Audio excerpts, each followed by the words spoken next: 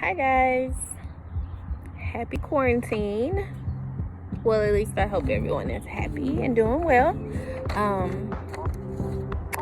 I wanted to hop on just for a minute to be able to share some information with you guys, and I plan to continue to do this periodically. I just kind of want to go in stages to make sure I cover everyone and everything. As you guys are messaging me and asking me questions, I'll do my best to respond and answer them.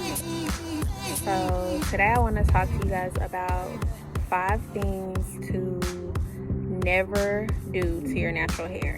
And by natural hair, although I may mostly be talking about my non-chemical based clients, this is also equal information for my clients who have color treated hair or have relaxed hair.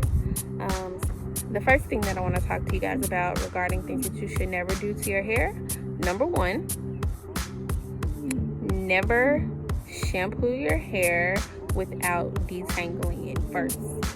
You want to make sure you detangle the hair first, because if you have had your hair naturally curly, or you've had it in a protective style, or you've had it up in a bun or a ponytail, and you go directly to the water, then you end up with a lot of matting and a lot of tangling, and you don't want that. So you want to be sure that you detangle the hair. And the way you do that, you can finger detangle it first. You can use a spray bottle with water and just kind of work your way from the bottom of your hair all the way to the end. And be sure you get the middle, because that middle part is usually where the hair is the tightest. So be sure you detangle that part as well. Number 2 is be sure to not use heat in an excessive manner. So basically make sure that you minimize your heat, especially while you're home and not really doing a lot of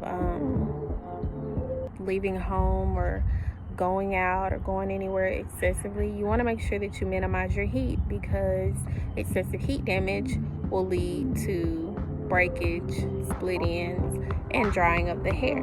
Number 3, never ever skip the shampoo process. I know a familiar term is co-washing, or I'm sure there's another name for it, but the one that I'm familiar with is co-washing, which is pretty much cleansing the hair with conditioner only, and that isn't necessarily cleansing the hair.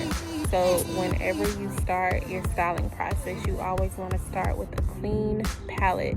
So for that to happen, you have to actually use a cleansing agent such as shampoo, because shampoo is what's going to remove the buildup and the debris and all of the previous products that you put on your hair from the hair shaft. So you never ever want to skip the shampoo process whenever you're doing your hair.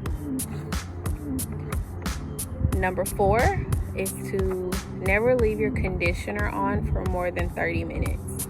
A lot of times we have the misconception that your hair has to be heavily conditioned for a prolonged amount of time, and that is not true. Scientists have studied these products, they've studied hair, and they put the directions on the product. And if the product says you can leave it on for 3 to 5 minutes, leave it on for 3 to 5 minutes. If it's a product that you want to use as a hair mask or deep conditioner, it usually says you can leave it on for 10 to 15 minutes. But I definitely wouldn't go past a half an hour. There are some products sometimes who say 25 minutes. Sometimes they'll tell you to apply a cap and or sit under a dryer. So in those instances, that's going to help open up that cuticle layer of the hair and allow the conditioner to penetrate and to last longer. So don't go over the 30 minutes, because after the 30 minutes, it's really not benefiting the hair. It's just going to coat that hair shaft, because the cuticle will eventually close. So you want to make sure that your conditioner does not sit past 30 minutes.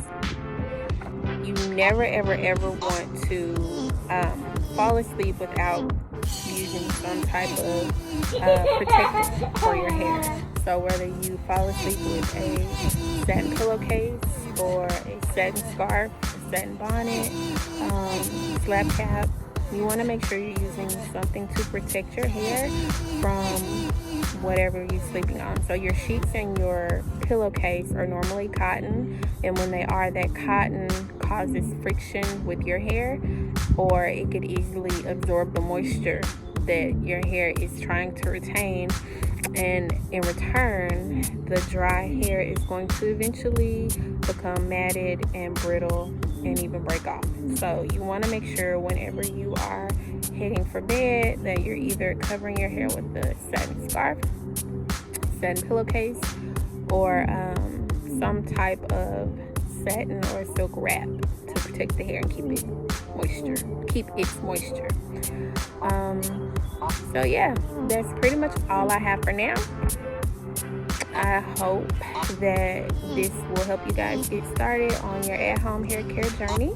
And as always, you can always reach out to me, and you guys enjoy your time with your family, enjoy your time alone, and enjoy your time learning and getting to know your hair and becoming a better at-home hair care specialist.